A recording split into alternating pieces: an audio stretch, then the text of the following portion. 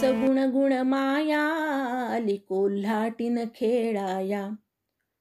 प्रपंचाचा रोविला वेळू चहू शून्याचा मांडिला खेळू. ब्रह्मा विष्णू जयाचे बाळू लागतील पाया सगुण गुण माया. अलगडे निर्गुणाचा कोल्हाटी सोहम शब्द ढोल गे पिटी. चैतन्याची उघडून दृष्टी चलात पहाया सगुण गुण माया. कोल्हाटीन मारिती ऐशी उडी 21 स्वर्गावरती माडी. देखे द्वार खिडकी उघडी अगाध माया सगुण गुण माया. कोल्हाटीन बसली असे डोळा जाणे गुरुपुत्र विरळा. एका जनार्दनी लीळा जाती वर्णाया सगुण गुण माया. श्रोते हो, नाथ महाराजांची ही कोल्हाटीन म्हणजे परमात्म्याची आदिशक्ती सगुण गुण माया होय. हिलाच मूळ प्रकृती असेही म्हणतात. या कोल्हाटीन रूपकाचा अर्थ समजावून घेताना या विश्वाची उत्पत्ती म्हणजे निर्मिती कशी झाली याबद्दल भारतीय तत्वज्ञानाने कोणता विचार मांडला आहे हे पाहावे लागते.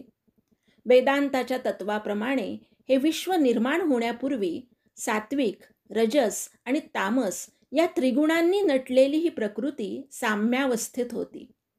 परमतत्व एकच आहे. त्याला एक असताना अनेक रूपाने नटून लीला करावी असे वाटले. त्याचे हे वाटणे म्हणजे प्रकृती निर्माण करण्याचा परमात्म्याचा संकल्पच होय. जोपर्यंत हा संकल्प किंवा ही इच्छा त्या परमतत्वाला होत नाही तोपर्यंत ही प्रकृती म्हणजेच सृष्टी परमात्म्यातच लीन असते, समाविष्ट असते. पण वरील संकल्पाबरोबर या सृष्टीची साम्यावस्था संपते आणि विश्वाची उभारणी होऊ लागते. या प्रकृतीचा म्हणजे विश्वाचा डोलारा त्या परमतत्वावरच आधारलेला असतो.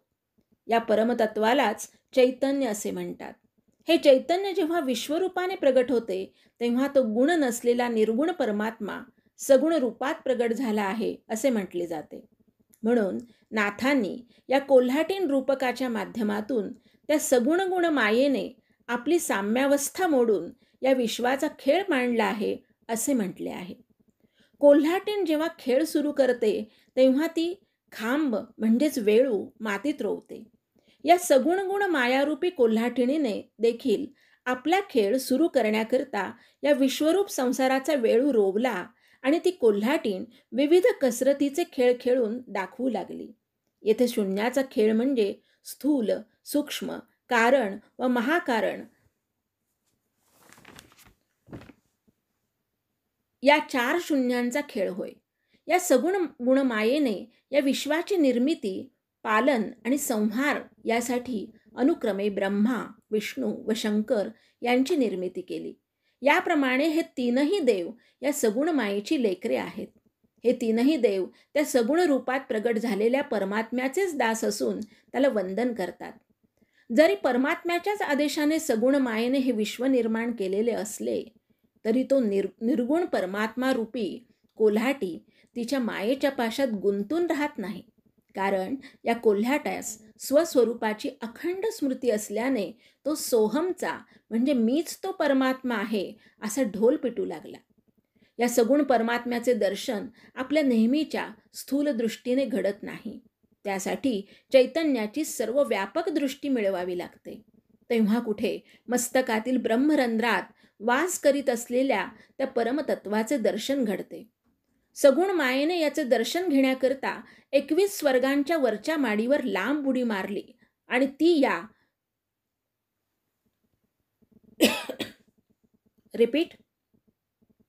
आणि ती या 4 शून्यांच्याही वर महादाकाश रूप माडीवर गेली व तेथून मस्तकातील सर्वात वरच्या भागात स्थित असलेल्या ब्रह्मरंध्राच्या खिडकीतून तिने प्रवेश केला. श्रोते हो, हे 4 शून्य, महादाकाश आणि ब्रह्मरंध्र या संज्ञा योगशास्त्रातील आहेत. त्या योग साधनेनेच अनुभवास येतात. अशा प्रकारे ती कोल्हाटीण सगुण गुण माया या चैतन्यरूप परमात्म्याशी एकरूप झाली आणि तिचे हे रूप जाणण्यासाठी गुरुकृपाच हवी असे एकनाथ महाराज म्हणतात.